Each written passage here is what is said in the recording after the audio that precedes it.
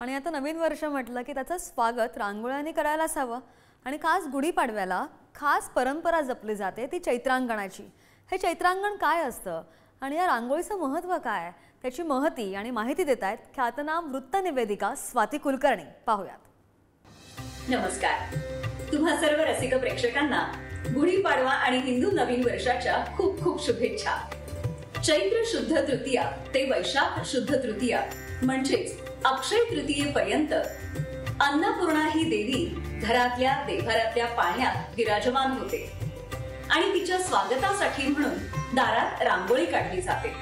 तिलाच चैत्रांगण असं म्हटलं जातं। या रांगोळीला महाराष्ट्रात अनन्यसाधारण सांस्कृतिक महत्त्व आहे। पूर्वी या रांगोळीमध्ये 61 शुभचिन्ह काढली जायची, पण काळानुरूप आता त्यात बदल होत गेला आणि आता त्यामध्ये 51 शुभचिन्हांचा समावेश आहे। या अन्नपूर्णा देवीच्या स्वागतासाठी घरातल्या दारासमोर किंवा अंगणात चैत्रांगण ही रांगोळी काढली जाते। चला तर जाणून घेऊया या रांगोळीबद्दल अजून बरंच काही।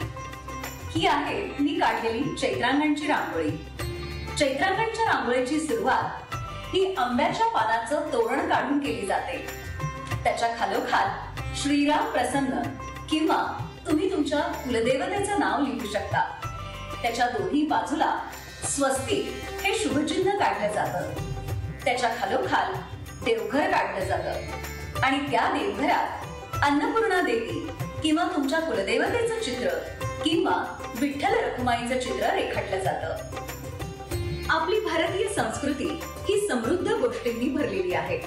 त्यातीलच एक प्रकार म्हणजे रांगोळी। रांगोळी हे मांगल्याचं प्रतीक मानलं जातं।